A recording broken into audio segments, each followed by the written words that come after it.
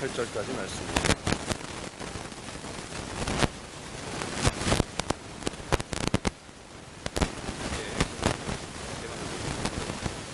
그러므로 생각하라. 너희는 그때의 육체로는 이방인이요 손으로 육체에 행한 할례를 받은 무리라 칭하는 자들로부터 할례를 받지 않은 무리라 칭함을 받은 자들이라.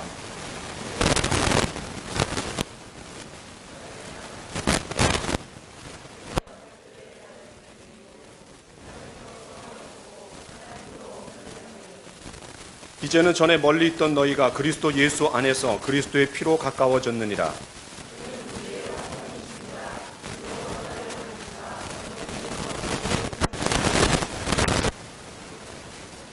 법조문으로 된 계명의 율법을 폐하셨으니 이는 이 둘로 자기 안에서 한 세 사람을 세워 화평하게 하십니다.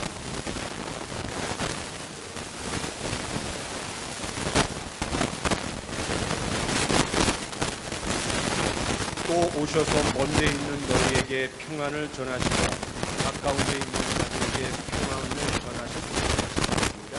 이는 그로 말미암아 우리 둘이 한 성령 안에서 아버지께 나아감을 얻게 하려 하심이라. 아멘.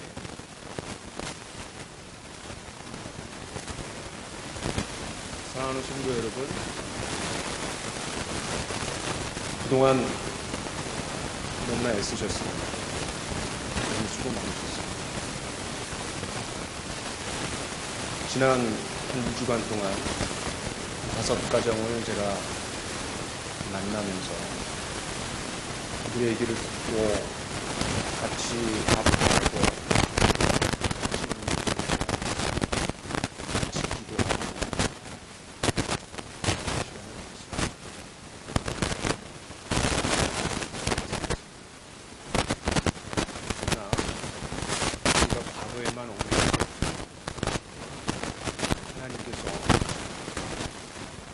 광야의 길과 사막의 가운데 세일을 행하십니다.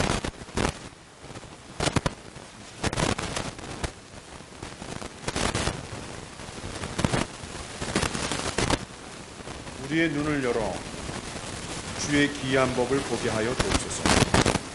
예수님의 이름으로 기도합니다. 아멘. 오늘 말씀의 제목은 십자가 위에 달려진 하나님의 은혜와 전적인 인도하심 가운데 새로운 교회가 탄생했습니다. 오늘 우리 모두는 하나님께서 새롭게 세워가실 교회의 설립 멤버로 이 자리에 있습니다. 오늘 그 어떤 사람도 하나님이 이루신 그 영광과 존귀에 다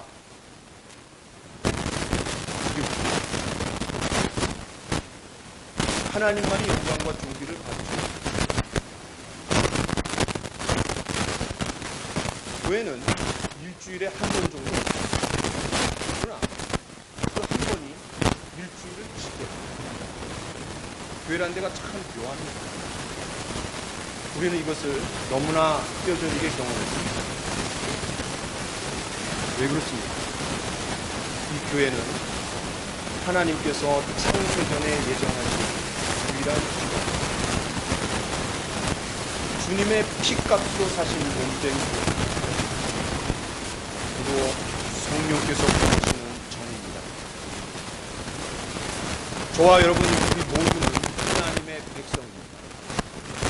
그리스도의 몸입니다. 성령의 전. 그것이 바로 건물이 아닌 거듭난 그리스도인들의 모임.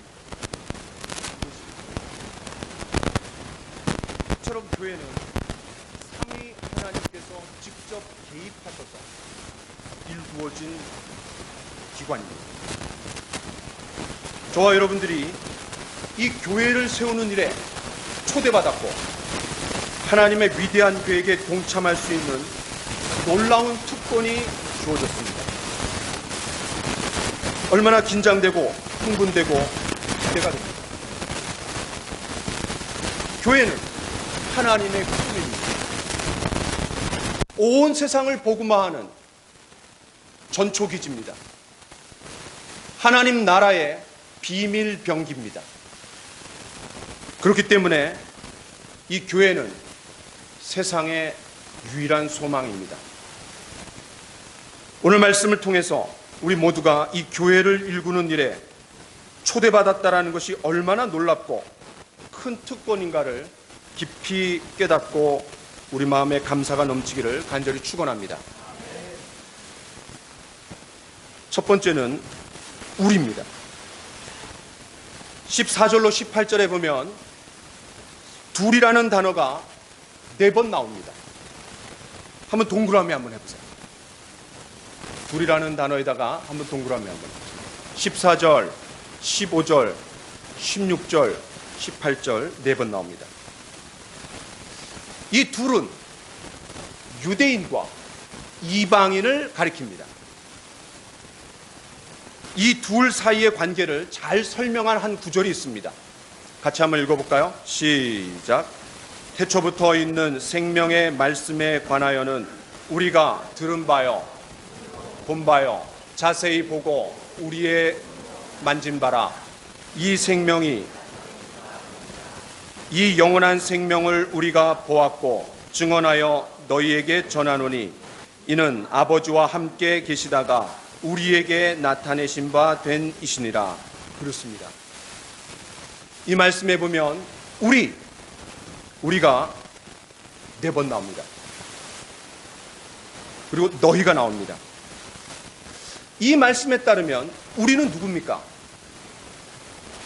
유대인 그리스도인들을 말합니다. 말씀이 육신이 되신 그 예수님을 듣고 자세히 보고 손으로 만진 사람들, 처음 제자들입니다. 또 한 대명사, 너희는 이방인들을 말합니다. 그럼 이 우리가 어떻게 시작됐습니까? 겨자씨만큼 아주 작은 크기로 시작했습니다. 예수님께서 이 땅에 오셨습니다. 한 사람 한 사람 만나셨습니다. 첫 번째 만난 사람이 누구예요? 요한과 안드레입니다. 이 두 사람은 세례 요한을 쫓아다니던 제자였습니다. 그런데 어느 날 세례 요한이 보라, 세상 죄를 지고 가는 하나님의 어린 양이로다 라는 그 말에 압도돼 갖고 예수님을 즉시 따르기 시작합니다. 이처럼 교회는 예수님을 따르기로 작정한 사람들의 모임으로 시작합니다. 세상의 사교 모임이 아닙니다. 동아리가 아닙니다. 기분과 감정에 따라 모이는 모임이 아닙니다. 예수 그리스도를 따르기로 작정한 사람들의 모임입니다. 예수님께서 그 두 사람이 따르는 것을 보시고 무엇을 구하느냐? 주여, 어디 계시오니까? 무슨 말이에요? 주님과 한번 가까이 가서 교제하고 싶습니다. 그랬더니 예수님이 뭐라고 말씀하십니까? 와봐라, come and see, 와봐라 라고 초청합니다. 이제 이 우리는 처음에는 예수님 한 사람이었습니다. 그러나 요한과 안드레가 합쳐져서 세 사람이 되었습니다. 이 세 사람으로 확장된 거예요. 예수님과 하룻밤을 보낸 안드레는 너무나 감격했습니다. 그 다음날 너무 흥분된 마음으로 자신의 형제 시몬 베드로에게 찾아가서 형, 우리가 메시아를 만났어, 유레카, 이렇게 말해요. 여기서 형, 우리가 메시아를 만났어, 발견했어. 이거는 유레카입니다. 원어로도 유레카예요. 여러분, 유레카 하면 뭐가 생각나죠? 목욕탕에서 부력의 원리를 깨닫고 아르키메데스가 벌거벗은 몸으로 유레카 하면서 뛰쳐나옵니다. 유레카가 여기 나옵니다. 그러니까 안드레가 형 시몬에게 이 말을 했을 때 얼마나 놀랍고 흥분됐는지를 우리는 가늠할 수 있습니다. 이처럼 교회는 복음의 주인공이신 예수님을 만나고 신앙 공동체에서 참된 교제를 깊이 경험하며 예수님을 따라 닮아가면서 변화의 흥분과 감격과 감사의 마음이 가슴속으로 터져나와서 세상 사람들에게 유레카! 내가 예수를 만났어, 내가 메시아를 만났어, 내 인생이 변화됐어 라고 얘기할 수 있는 사람들이 그리스도인입니다. 그리고 교회입니다. 이제 이 우리는 네 사람으로 불어났습니다. 어느 날 예수님께서 갈릴리 근처로 가시다가 빌립을 만났습니다. 그리고 예수님이 나를 따르라, 따르기 시작했습니다. 그랬더니 이 빌립이 친구 나다나엘에게 와 보라, come and see, 그가 경험한 것을 보여주고 싶었던 거예요. 한번 와봐. 그랬을 때 그 동양 사람 나다나엘이 합류했습니다. 이제 6명으로 늘어났습니다. 이처럼 한 명 한 명 붙어서 12명이 되었고, 그 12명이 불어나서 70명이 되었고, 나중에는 120명, 500명으로 불어나더니 예수님이 승천하실 때 대략 한 1000여 명 정도가 되었습니다. 거기서 멈추지 않았습니다. 오순절날 베드로가 복음을 전했을 때 그때부터 숫자가 기하급수적으로 늘어납니다. 하루에 3000명, 5000명. 그리고 심지어 성경이 이렇게 말합니다. 허다한 제사장의 무리도 이 도에 복종했다라고 얘기합니다. 종교 지도자들도 계속해서 붙는 거예요. 안디옥에서는 비로소 제자들이 그리스도인이라는 호칭을 얻었습니다. 예수님의 소유, 예수님을 닮아가는 사람들, 예수님의 추종자, 그런 이름을 가진 그리스도인이라는 이름을 얻었습니다. 그리고 다음과 같은 표현들을 보면 이들의 영향력이 결코 작지 않았음을 우리가 알게 됩니다. 같이 한번 읽어볼까요? 시작. 상관들 앞에 데리고 가서 말하되 이 사람들이 유대인인데 우리 성을 심히 요란하게 하여, 바울과 실라가 빌립보 감옥에 갇히는 배경이 되는 말씀입니다.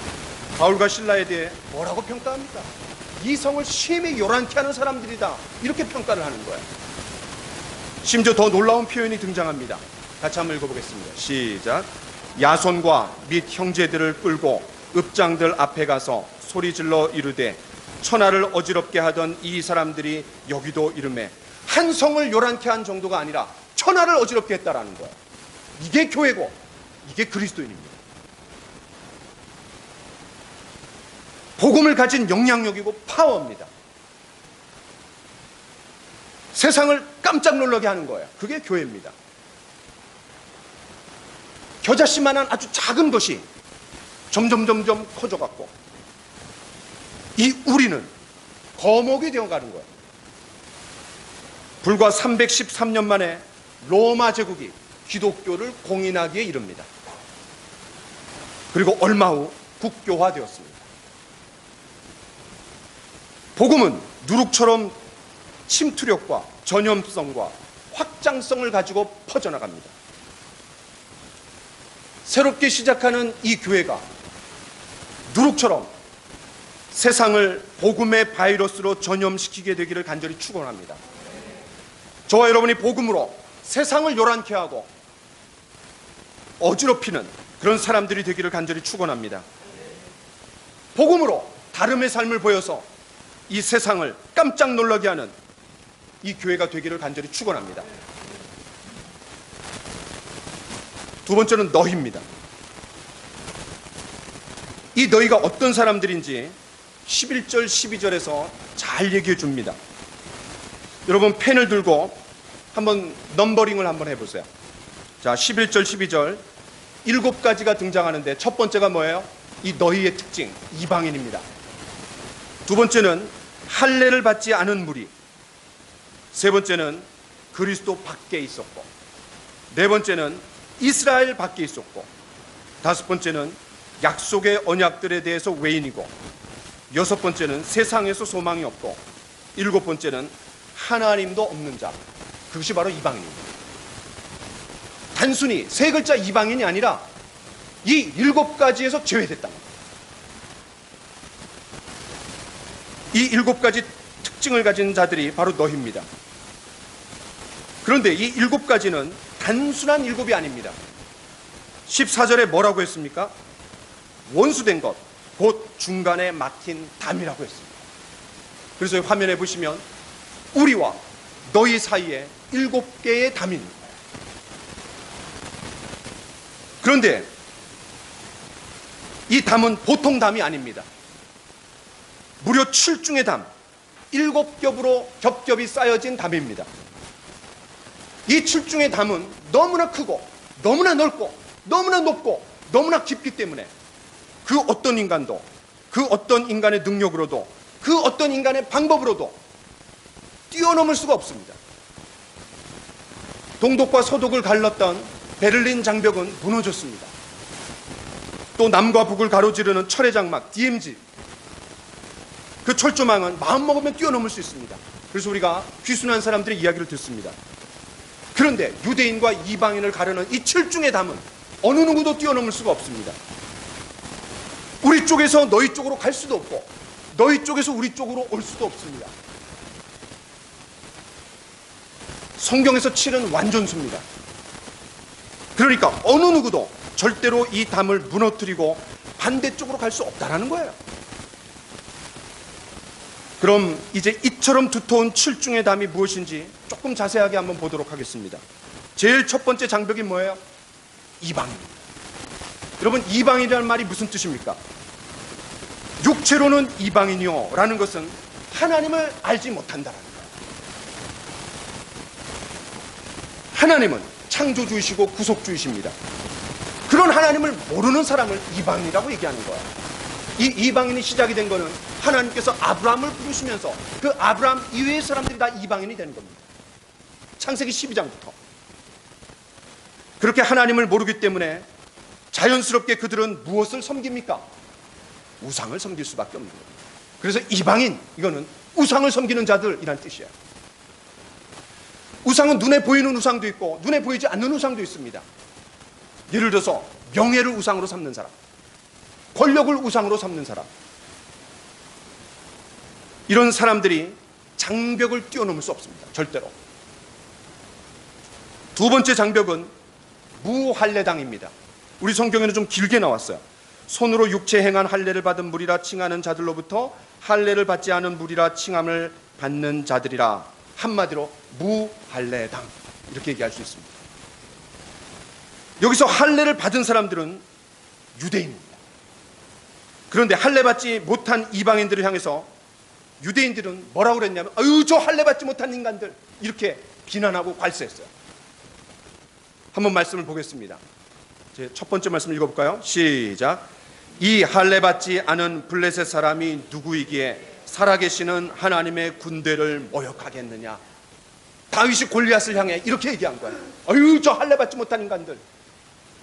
그 밑에 말씀을 읽어보겠습니다. 시작. 내 형제들의 딸들 중에서나 내 백성 중에 어찌 여자가 없어서 내가 할례 받지 아니한 블레셋 사람에게 가서 아내를 맞으려 하느냐. 삼손이 블레셋 여자를 맞으려고 했을 때 그 부모가 한 얘기예요.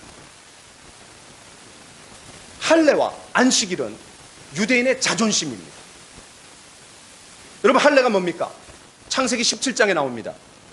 하나님의 언약 백성이라는 것을 그 몸에 새기는 행위가 할례예요.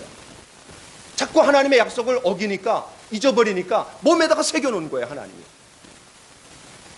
그래서 유대인들은 우리가 선택받은 민족이다, 우리는 선민이다, 이렇게 얘기하면서 긍지를 가지면서 살았는데 그 표시가 바로 할례였습니다. 우리가 세계를 지배하게 될 거다, 그 긍지가 할례예요. 세 번째 장벽은 그리스도 밖에 있는 사람들이라는 거예요. 여러분, 그리스도 안과 그리스도 밖은 엄청난 차이가 있습니다. 그리스도 안에 있다라는 것은 구원받았다는 뜻이에요. 그리스도 바깥에 있다라는 건 구원받지 못했다라는 뜻이에요.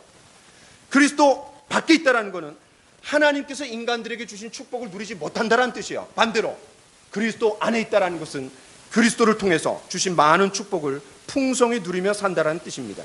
그러니까 그리스도 바깥에 있다는 건 뭐예요? 축복이 없는 자들이라는 뜻이에요. 네 번째 장벽, 이스라엘 나라 바깥에 있는 사람들이라고 했습니다. 여러분, 이스라엘은 다른 나라와 근본적으로 다른 게 있습니다. 아주 근본적으로 달라요. 하나님께서 이스라엘을 애굽에서 건져내시고 시내산에서 율법을 주시며 약속을 주셨습니다. 그 약속 때문에 이스라엘이 독특한 거예요. 자, 그 약속이 어떤 약속인지 같이 한번 읽어보겠습니다. 시작. 너희는 지켜 행하라. 이것이 여러 민족 중에서 너희의 지혜요 너희의 지식이라. 그들이 이 모든 규례를 듣고 이르기를 이 큰 나라 사람은 과연 지혜와 지식이 있는 백성이로라. 우리 하나님 여호와께서 우리가 그에게 기도할 때마다 우리에게 가까이 하심과 같이 그 신이 가까이 함을 얻은 큰 나라가 어디 있느냐. 오늘 내가 너희에게 선포하는 이 율법과 같이 그 규례와 법도가 공의로운 큰 나라가 어디 있느냐. 여기 보면 큰 나라라는 말이 몇 번 나오죠? 3번 나옵니다. 그런데 그 큰 나라가 되는 이유가 뭐예요? 첫 번째는 하나님이 율법을 주셔서 그들이 지혜와 지식이 있는 백성이 된다는 거예요. 다른 어떤 민족보다도 이 이스라엘 백성들은 탁월한 지혜를 가지고 있어요. 실제로 지금도 그렇습니다. 유대인들이. 두 번째는 그 어떤 민족도 하나님 앞에 가까이 나아갔을 때 기도를 들으시고 응답하시는 민족이 없다라는 거예요. 세 번째는 그들만큼 공의로운 나라가 없다라는 거예요. 하나님 공의를 주셨어요. 이 세 가지 때문에 그들이 위대한 민족이 되는 거예요. 큰 나라가 되는 겁니다. 그러니까 이스라엘 나라 안에 있다는 것은 굉장한 특권이에요. 이 세 가지 특권을 가지고 있는 거예요. 그런데 아무리 지금 이스라엘이 타락해도 그 특권을 지금도 누려가고 있는 거예요. 그 여파가 엄청나기 때문에 그 혜택을 누리고 있습니다. 다섯 번째 장벽은 약속들의 언약들에 대하여는 외인이다라고 했습니다. 유대인들은 약속을 받고 살아갑니다. 하나님께서 아브라함에게 큰 민족을 이루어주겠다. 너의 본토 친척 아비 집을 떠나라. 그러면 너를 복의 근원으로 삼아주겠다. 어마어마한 약속을 주셨어요. 그리고 가나안 땅을 주겠다고 했어요. 그리고 하늘의 별과 같이 그 자손을 많이 주겠다 그랬어요. 그런데 그렇게 됐습니다. 바닷가의 모래처럼 하늘의 별처럼 엄청나게 많은 사람들을 하나님 주셨습니다. 이처럼 이스라엘 백성들은 하나님의 약속을 받고 살아가는 사람들이에요. 누리며 살아가는 사람들이에요. 그러나 이방인들은 그러한 하나님의 약속과 무관하게 살아가는 사람들입니다. 엄청난 차이입니다. 여섯 번째 장벽, 세상에서 소망이 없는 자들이에요. 이방인들은 이 세상에서 소망이 있긴 있습니다. 무슨 소망입니까? 돈 많이 벌고 또 잘 먹고 잘 살고, 또 성경이 기록될 당시에는 이 이방인들이 성적으로 즐기고 돈을 많이 쌓고 그러다가 죽으면 끝납니다. 죽고 끝나면 소망이 없습니다.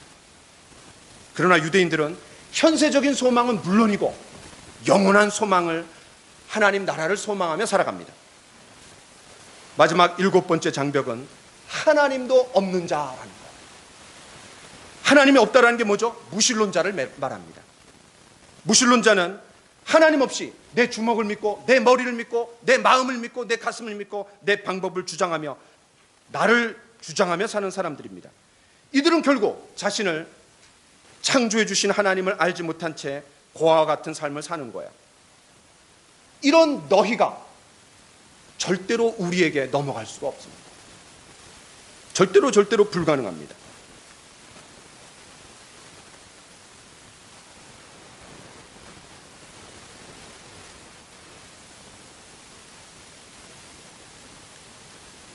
이처럼 유대인인 우리와 이방인인 너희 사이에는 엄청난 장벽이 가로막혀 있어서 이것은 마치 물과 기름과 같은 사이입니다. 그래서 바울은 이 둘 사이를 멀리 있던 너희라고 표현했습니다. 자, 13절을 같이 한번 읽어볼까요? 시작.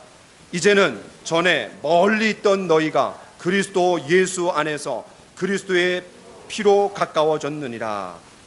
서로 멀리 떨어져 있는 관계를 이제 14절부터는 조금 더 입체적으로 묘사합니다. 우리 14절 같이 한번 읽어보겠습니다. 시작.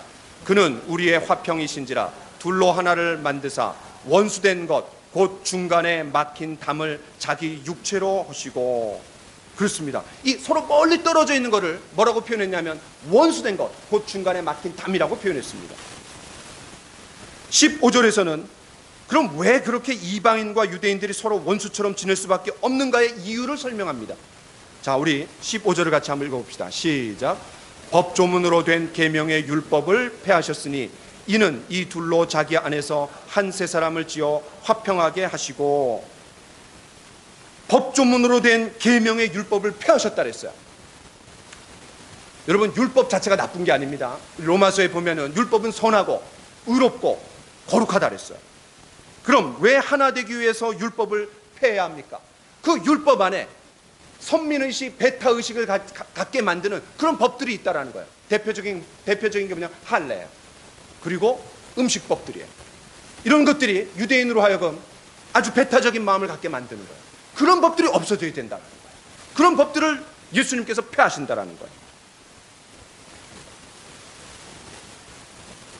베드로가 고넬료 가정을 방문해서 한 말을 들어보면은 그 말이 잘 이해됩니다. 같이 한번 읽어보겠습니다. 시작.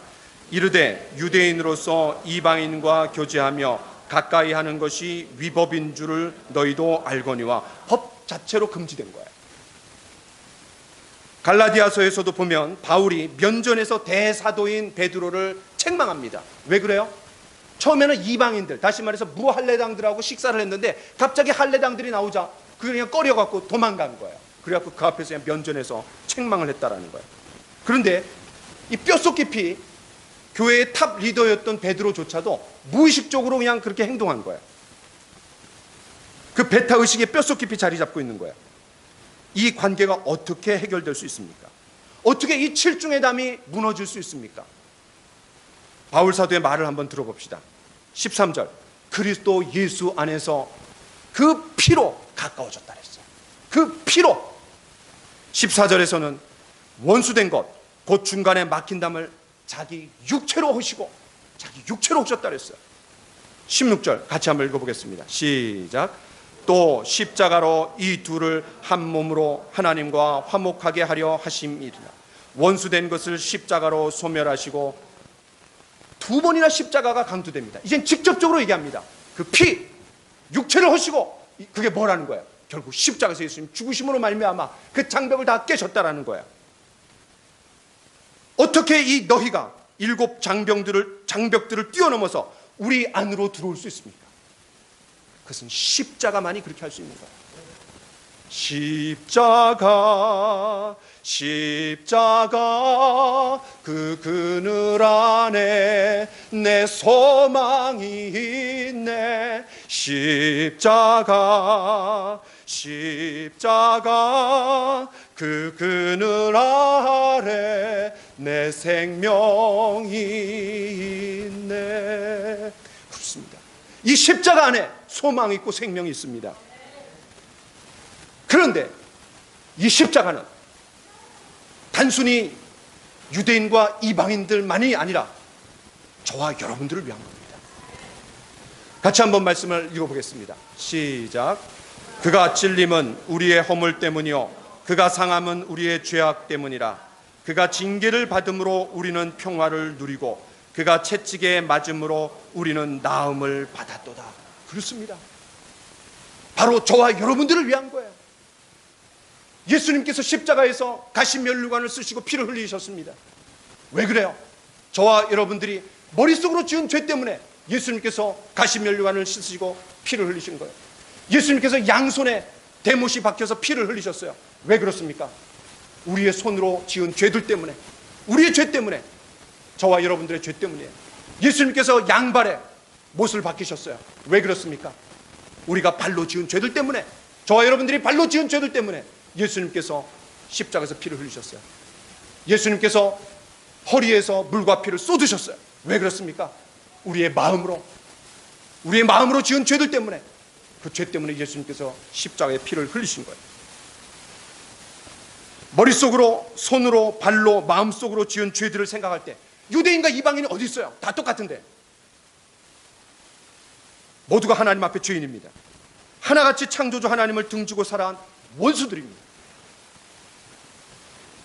유대인과 이방인이 원수가 아니라 유대인 플러스 이방인, 그들이 하나님과 원수라는 거예요.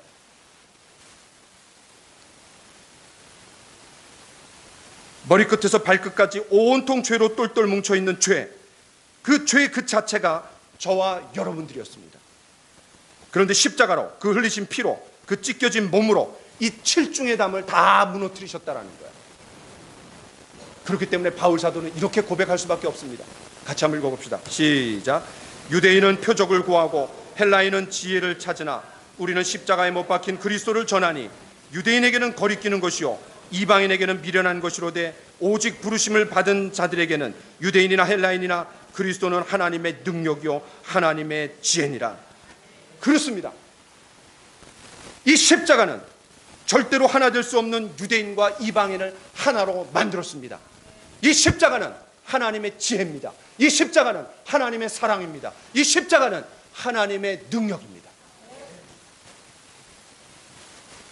그렇기 때문에 이런 공식이 성립될 수 있습니다. 우리 십자가 너희를 연결해주는 십자가로 합쳐질 때 더 큰 우리가 되는 거예요. 십자가를 통해서 너희가 우리 안에 속할 수 있는 기회가 주어지는 거야. 그러면서 이 우리가 점점 커지고 더 커져 나가는 거야. 이 더 큰 우리가 뭡니까? 그게 바로 교회입니다. 여러분 14절에 그는 우리의 화평이신지라, 그 우리에다가 한번 동그라미 한번 쳐보세요. 그 우리가 더 큰 우리예요. 너희와 우리가 만나갖고 더 큰 우리가 된 교회를 말하는 거예요. 또 18절에서 그로 말미암아 우리 둘이, 우리 동그라미 한번 쳐보세요. 이 우리는 교회를 말합니다. 이 우리는 맨 처음에 말한 우리와는 다릅니다. 우리와 너희가 십자가를 통해 합쳐져서 더 큰 우리가 되었기 때문에 그 우리랑은 다른 우리예요. 이 더 큰 우리를 본문에서는 다양한 표현으로 설명합니다. 자, 15절에서 한 세 사람이라고 했어요. 한 세 사람. 그 동그라미 한번 해보세요. 한 세 사람. 또 16절에는 한 몸이라 그랬어요. 또 19절에서는 하나님의 권소. 좀 어려운 말인데 더 쉬운 말은 하나님의 가족이라는 말이에요. 그 다음에 21절에서는 성전이라고 했습니다. 여러분이 14절 우리 거기서부터 동그라미 한 거를 다 한번 연결해 보세요. 우리, 한 세 사람, 한 몸, 권소, 성전, 요 5개를 하나로 다 손으로 한번 연결해 보세요. 모두 다 교회를 뜻하는 단어입니다. 우리와 너희가 합해져서 만들어진 더 큰 우리, 그 우리를 좀 더 설명한 게 한 세 사람. 그런데 이 한 세 사람, 새로운 종족을 하나님이 만들어내셨더라는 거예요. 근데 어떤 종족이냐? 머리가 그리스도고 그 몸이 교회예요. 그래서 그거를 그 다음에는 한 몸 이렇게 표현합니다. 그리고 가족, 그리고 성전 이렇게 표현합니다. 에베소서 1장 22절 23절에 보면 머리는 그리스도이고 몸은 교회라고 했어요. 그러니까 이상하게 보일 수 있어요. 머리는 그리스도고 몸은 교회다. 거듭난 그리스도인들이 모입니다. 그래서 한 세 사람, 새로운 종족을 하나님 만들어냈다라는 거예요. 그러니까 저와 여러분들은 머리를 그리스도로 하는 이 몸된 교회의 지체가 된 겁니다. 어떤 사람은 입의 역할을 하는 사람이 있고, 어떤 사람은 손의 역할을 하는 사람이 있고, 어떤 사람은 발의 역할을 하는 사람도 있고, 어떤 사람은 귀의 역할을 하는 사람도 있고, 어떤 사람은 눈에 보이지 않지만 핏줄과 세포의 역할을 하는 사람들도 있습니다. 그러나 눈에 보이지 않는 게 더 중요합니다. 이런 다양한 지체들이 모여서 한 몸을 이루었습니다. 저와 여러분들은 배경도 서로 다르고, 성도 다르고, 나이도 다르고, 직업도 다르고, 그런 다양한 사람들이 모여있지만 우리가 예수 그리스도를 믿었을 때 한 세 사람, 한 몸, 한 가족이 되었습니다. 그 신앙의 본질은 주일날 예배드리러 왔다가 집에 가고 왔다 갔다 하는 게 아닙니다. 그게 신앙의 본질이 아닙니다. 나와 너, 그 우리가 합해져서 그 사귐을 경험하며 끈끈한 그런 끈적끈적한 교제를 우리가 경험할 때 그것이 바로 교회입니다. 이 우리가 얼마나 놀랍고 위대합니까? 그래서 이 우리를 이렇게 표현할 수 있습니다. 하나님께서 창세전에 예정하신 유일한 기관. 창세전에 모든 창조물이 이루어지기 전에 그 전에 하나님 마음속에 있었던 꿈, 유일한 기관이 교회입니다. 에베소서 우리 1장 4절 5절을 같이 한번 읽어봅시다. 에베소서 1장 4절 5절 시작. 곧 창세전에 그리스도 안에서 우리를 택하사 우리로 사랑 안에서 그 앞에 거룩하고 흠이 없게 하시려고 그 기쁘신 뜻대로 우리를 예정하사 예수 그리스도로 말미암아 자기의 아들들이 되게 하셨으니, 이 말씀에 따르면 모든 것이 창조되기 전에 선택받고 예정된 기관이 있었다라는 거예요. 그게 뭐냐면 우리입니다. 우리를 택하사 그 기쁘신 뜻대로 우리를 예정하사. 그런데 그 창세전에 모든 것이 창조되기 전에 뭐가 있는 거예요? 예수님이 계신 거예요. 삼위 하나님이 계세요. 그런데 그 예수님을 뭐라고 표현했냐면 에베소서 1장 22, 23절에서 그 예수님을 머리라고 했어요. 여러분, 머리가 있으면 뭐도 있는 거예요? 같이? 몸도 같이 있는 거예요. 근데 그 몸이 뭐라는 거예요? 교회. 창세전에 예정하신 유일한 기관이 교회. 이 교회의 비밀을 깨달은 바울이 얼마나 감격스러워하면서 자기의 어떤 마음을 표현하는 것이 바로 에베소서 3장입니다. 우리, 얼마나 좋은 이름입니까? 우리, 나와 너가 합해져서 된 우리. 하나님께서 인간을 창조하실 때 어떻게 창조하셨어요? 우리가 우리의 모양대로 우리의 형상을 따라 우리가 사람을 만들고, 그것은 뭐예요? 하나님, 삼위 하나님이 우리예요. 이 우리는 우리나라 사람들이 참 좋아하는 거예요. 우리는 공동체성을 강조하잖아요. 그리고 심지어 자기 아내를 소개할 때도 뭐라 그래요?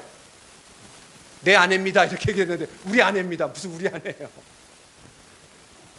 이 우리는 너무나 좋은 표현이에요. 그런데 성경에 이 우리를 강조합니다. 그래서 많은 교회들이 이름을 우리라는 말을 씁니다. 우리들 교회, 분당 우리 교회, 거기에 우리라는 말은 다 이런 의미가 들어가 있는 거예요.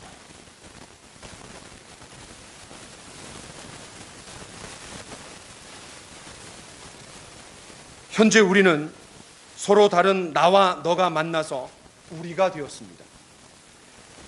인간적인 우리가 아니라 성경이 말하는 우리가 됩시다. 십자가 위에 세워진 우리가 됩시다.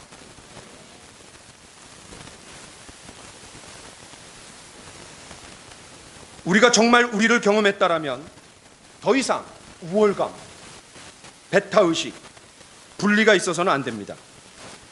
왜냐하면 그것은 십자가의 특징이 화목과 화평과 평안이라 그랬어요. 그러니까 계속해서 우월감, 배타의식, 분리의식을 갖는다라면 그런 십자가를 무시한 거고 예수 그리스도를 무시한 거예요. 만일 우리 안에 조금이라도 한 세 사람의 반대인 옛사람의 특징인 반목, 불화, 분리가 독버섯처럼 자리하고 있다라면 그것이야말로 주님의 마음을 가장 아프게 하는 것입니다. 우리 같이 한번 성경을 읽어봅시다. 시작. 이것으로 우리가 주 아버지를 찬송하고 또 이것으로 하나님의 형상대로 지음받은 사람을 저주하나니 한 입에서 찬송과 저주가 나오는도다. 내 형제들아, 이것이 마땅하지 아니하리라. 그렇습니다. 하나님의 형상과 모양대로 지음받은 사람들을 우린 절대로 무시할 수 없습니다. 고귀한 존재예요. 그 자체로 고귀한 거예요. 한 말씀 더 보겠습니다. 시작. 만일 음식으로 말미암아 내 형제가 근심하게 되면 이는 내가 사랑으로 행하지 아니함이라. 그리스도께서 대신하여 죽으신 형제를 내 음식으로 망하게 하지 말라. 어떤 형태가 되었든 형제 자매와 분리하고 선을 긋고 안 볼 사람처럼 한다면 그것은 그리스도의 십자가를 모욕하는 겁니다. 같이 읽겠습니다. 시작. 너희는 너희가 하나님의 성전인 것과 하나님의 성령이 너희 안에 거하시는 것을 알지 못하느냐. 어떤 식으로든 우리를 깨는 사람이 있다면 그것은 성령님을 근심하게 만드는 겁니다. 사랑하는 성도 여러분, 삼위 하나님께서 십자가를 통해 일구신 이 우리를 아름답게 가꾸어 나가 봅시다. 저와 여러분이 예수님을 믿기까지 얼마나 많은 장벽들이 있었어요. 그 장벽들을 하나하나 넘어오셔서 예수님이 십자가의 복음을 저와 여러분들에게 깨닫게 해주셔서 그 우리 안에 속하게 하셨습니다. 예수님께서 그 장벽들을 다 넘으시고 저와 여러분들에게 찾아오셨더라면 저와 여러분도 그 장벽들을 뛰어넘어야 되지 않겠어요?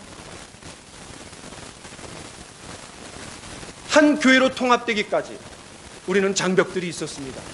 저는 잘 안 될 줄 알았어요. 장벽이 너무 심해갖고. 그러나 하나님의 역사로, 하나님의 은혜로 여기까지 이르렀습니다. 우리가 하나님의 교회가 세워지는데 헌신한다라면 이 땅에서 우리가 할 수 있는 가장 영광스러운 일입니다. 하나님이 반드시 보상해 주시고 갚아 주십니다. 우리 에베소서 1장 3절 같이 한번 하나님의 약속을 한번 읽어보기를 원합니다. 시작. 찬송하리로다. 하나님 곧 우리 주 예수 그리스도의 아버지께서 그리스도 안에서 하늘에 속한 모든 신령한 복을 우리에게 복 주시되. 그렇습니다. 우리는 교회입니다. 그 우리를 위해 하늘의 신령한 복을 우리에게 주시겠다고 했어요. 그리스도 예수 안에서. 그렇습니다. 여러분, 이 교회를 세워가는 일에 저와 여러분들이 동참하고 초대받고 함께 한다라면 이것이야말로 우리가 할 수 있는 최고의 영광이고 최고의 특권이고 최고의 행복입니다. 저희 간증을 하나 하고 마치겠습니다. 2015년 여름에 어느 교회에서 제가 성경을 가르치다가 그를 마무리 짓고 9월 13일 저희 가정에서 예배를 드리면서 교회가 시작이 됐습니다. 교회를 개척했는데 단 한 명의 개척 멤버도 없었고 10원 한 푼의 도움도 받은 적이 없습니다. 그야말로 맨 땅에 헤딩했습니다. 그때 한 에스라 형제, 이 한 에스라 형제가 방황하고 있었어요. 이 교회 저 교회를 방황하고 있었어요. 저의 눈에 탁 들어왔습니다. 쟤를 어떻게 하면 꼬실까? 개척 멤버로 만들까? 고민 많이 했어요. 그런데 기도하면서 그러면 안 되겠구나. 그래서 제가 개인적으로 불렀습니다. 집으로. 그래서 이렇게 얘기했습니다. 야, 너 왜 이 교회 저 교회 방황하냐? 니네 아버지가 장로님이시고 니네 엄마가 여기 권사님이시고 니네 누나가 여기서 찬양팀 리더인데, 청년부 리더인데 너 그래 방황하면 되겠냐? 그리고 돌아가라. 내 마음속에 간절한 소원은 네가 돌아가는 거다. 그런데 안 돌아가려면 나랑 같이 하자. 그런데 그냥 가더라고요. 야. 근데 지난주에 만났어요. 그랬더니 우리 에스라 형제가 악수를 청하면서 우리 같이 악수하면서 목사님 우리 같이 할 운명이었나 봐요. 아무도 없었어요. 그런데 놀라운 거는 지금까지 우리 네 식구끼리 예배를 드린 적은 단 한 번도 없습니다. 하나님께서 사람들을 보내주셨어요. 저는 솔직히 유학을 마치고 왔기 때문에 뭔가 보상 심리가 좀 있었어요. 좀 하나님 보상해 주시겠구니, 좀 버젓한 교회로 청빙을 받을 수 있도록 하나님이 역사해 주시겠거니, 그런 꿈이 있었습니다. 그런 기대가 있었어요. 또 아내나 아이들이나 그리고 부모님이나 형제들, 친척들을 볼 때 교회를 개척한다고 했을 때 면목이 없었어요. 솔직히 너무나 미안했습니다. 하지만 하나님께서 여러 상황과 환경을 통해서 교회 개척으로 자꾸 이렇게 밀어붙이시는 그런 거를 제가 느꼈어요. 처음에는 울며 겨자 먹기식으로 어쩔 수 없다, 이 교회를 개척하자, 그런 심정으로 준비하기 시작했습니다. 그런데 어느 신학교에서 제가 이제 성경을 가르치는데 어떤 분이 저한테 질문하는 거예요. 교수님 앞으로 뭐 하실 거예요? 이제 교회 개척할 거예요. 그랬더니 교수님 너무나 멋진 일이네요. 하나님께서 우리 교수님 너무나 사랑하시나 봐요. 너무 행복하시겠어요. 막 그러는 거예요. 야, 남의 속도 모르고. 네.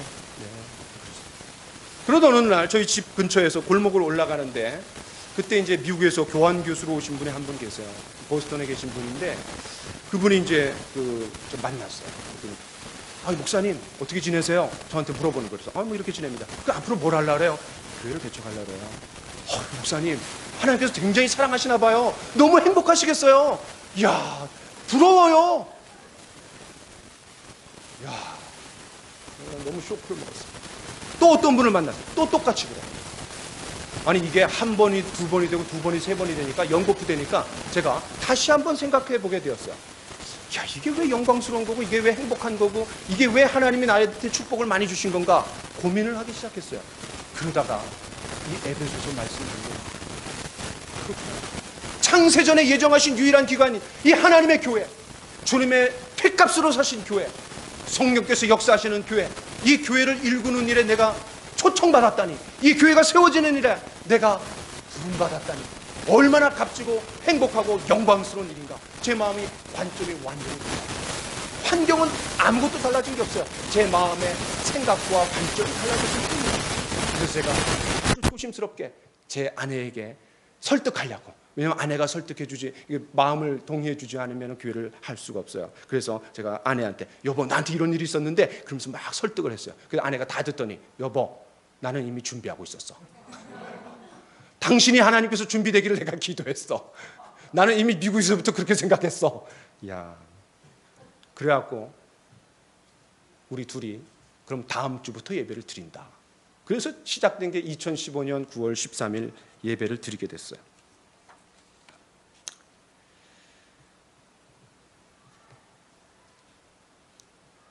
어쨌든 그렇게 해갖고 첫 예배를 준비하며 교회를 개척했습니다. 아무 멤버도 없었고 어떤 재정 지원도 없었지만 하나님께서 그때그때마다 사람들을 붙여주셨습니다. 때로는 전도하면서 캠퍼스에서 전도하고 있는데 어느 교수님이 저를 불러요. 최 교수님 일로 와봐요. 당신 이사장한테 끌려갈 거야. 왜요? 당신 신천지라고 소문났어. 학생들이 카메라를 찍어갖고 이사장한테 올린 거야. 야, 그래갖고 제가 너무 감사했어요. 너무 감사했어요. 제가 당당하고 떳떳하니까. 그리고 전도를 전공한 사람이 전도하는 건 당연한 거 아니에요?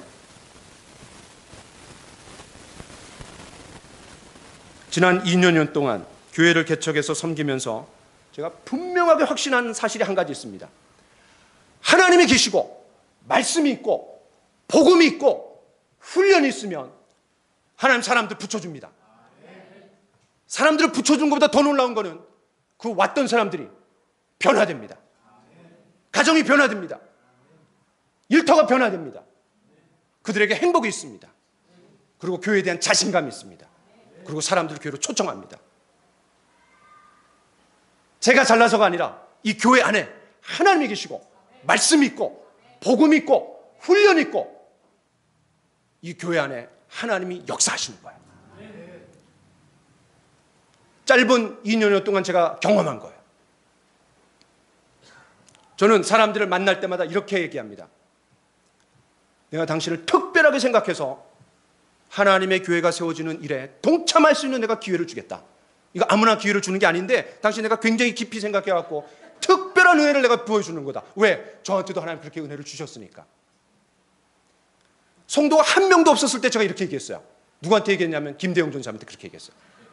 성도 한 명도 없었을 때 김대영 전사님한테 당신 여기 샤미할 수 있는 특권을 주겠다. 근데 거부하더라고요. 왜냐하면 거부하면 몸값이 올라가거든요. 그거 알잖아 이분이. 비즈니스를 하는 분이니까. 무려 3번을 거부하시고 나중에 탁 했어요. 제가 만났던 이 5 가정들 지난 2주간 동안 첫 번째로 했던 얘기가 이겁니다. 당신에게 놀라운 특권을 주겠다. 이 위대한 교회가 세워질 텐데 여기에 동참할 수 있는 기회를 주겠다. 여기 동참 못하면 분명히 후회할 거다. 오만해 보일 수도 있습니다. 그러나 제 자신을 기준을 놓고 하는 게 아니라 저는 하나님의 역사를 믿기 때문에 그래요. 그처럼 교회가 위대한 겁니다. 하나님께서 디자인하신 교회를 위해 헌신할 때 하나님께서 반드시 축복해 주십니다. 우리 교회는 세상에 소망을 주고 모델이 되는 위대한 교회가 될 것입니다. 이 새롭게 시작하는 이 교회도 저는 동일한 마음입니다.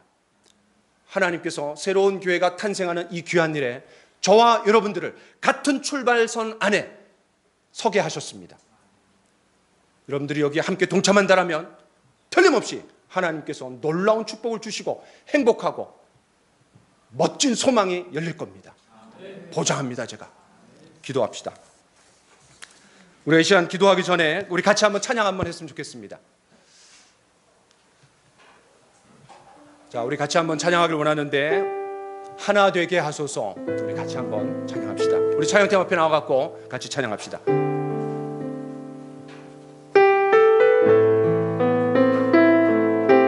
우리 함께 나눈 말씀을 생각하면서 같이 한번 찬양하길 원합니다.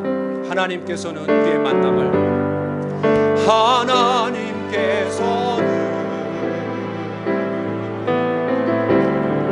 우리의 만남을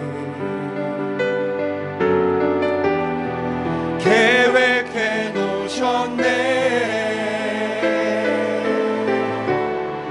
우리 하나 되어 어디든 가리라. 주 위에 서라면 무엇이든 하리라. 당신과 함께 우리는 하나 되어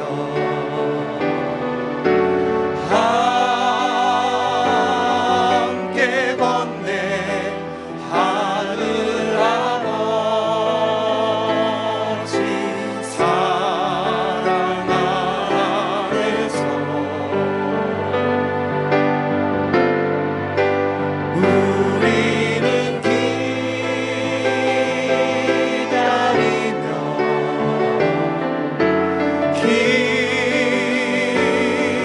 기도하네. 우리의 삶에 다 같이 일어나서 다시 한번 찬양하겠습니다. 하나님께서는 우리의 만남을 계획해 놓으셨네. 하나님께서는 우리의 만남을 계획해 놓으셨네. 우리 하나 되어 어디든 가리라. 주 위에 서라면 무엇이든 하리라. 당신과 함께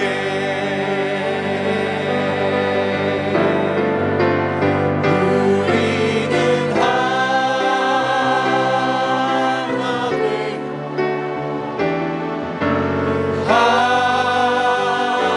함께 걷네.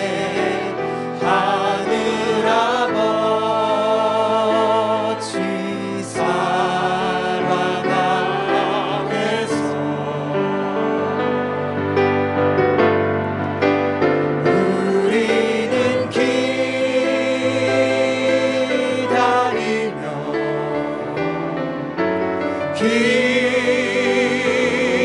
기도하네. 우리의 삶에 사랑 넘치도록. 우리 시간 같이 한번 기도했으면 좋겠습니다.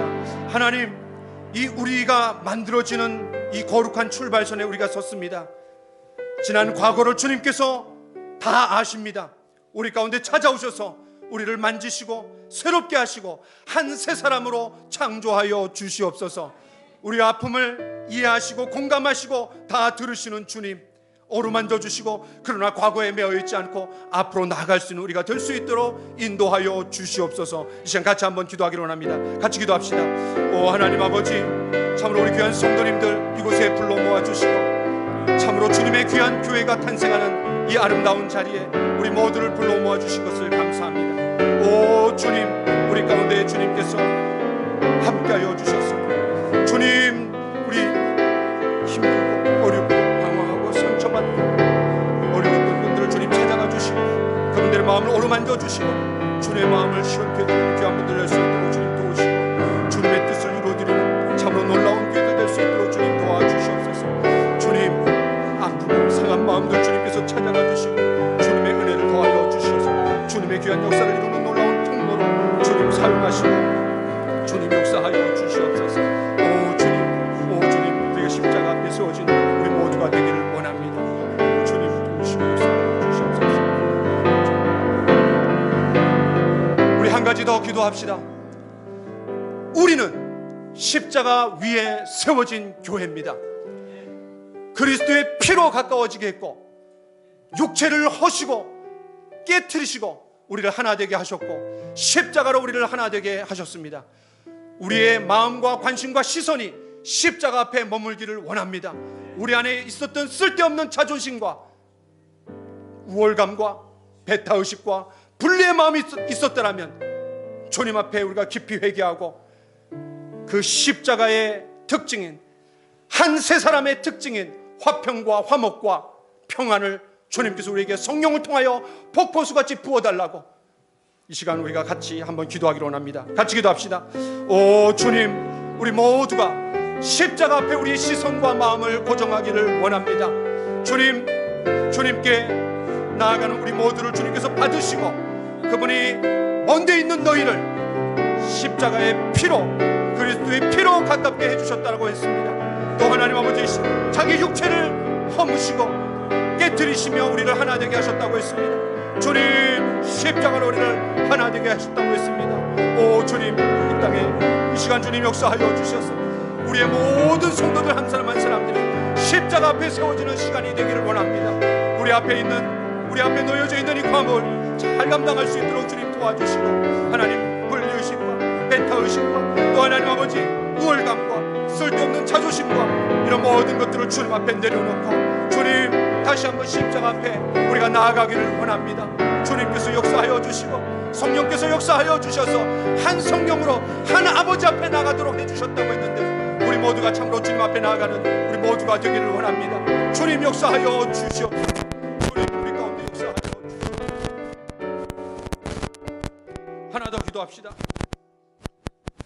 특별히 우리 어린 자녀들을 위해서 기도합시다. 그 어린 자녀들이 하나 되는 과정이 저는 어른들보다 더 힘들다고 생각이 됩니다. 그들이 연약한 마음 상처받을 수 있습니다. 쭈뼛쭈뼛 수 있습니다. 어려워할 수 있습니다.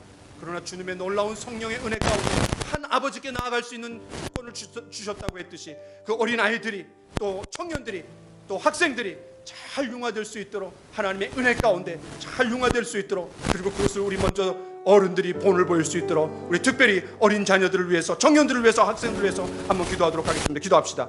오 하나님 아버지, 이 시간 주님 앞에 간절히 기도합니다. 특별히 우리 교회의 젊은 학생들, 청년들, 또 하나님 우리 주일학교 어린이들, 영아들, 유치원, 하나님 귀한 우리 어린이들 주님 붙들어 주시고 청년들 붙들어 주시고 하나님 잘 이 안에 융화되고 주님 안에서 하나 될 수 있도록 주님 도우시고 주님 역사하여 주시옵소서. 오 주님, 이 귀한 일에 참으로 어린이들도 제외되지 않고 우리 모든 어른들이 먼저 본을 보이면서 이 일에 우리가 함께 마음을 합치며 한 교회를 이뤄나가는 귀한 우리가 될 수 있도록 주님 도우시고 역사하여 주시옵소서. 주님, 우리 모두를 주님의 손에 의탁합니다. 주님, 우리를 붙잡으시고 우리 모두가 참으로 주님 안에서 십자가 안에서 세워지는 한 우리가 될 수 있도록 하나님 도우시고 역사하여 주시옵소서.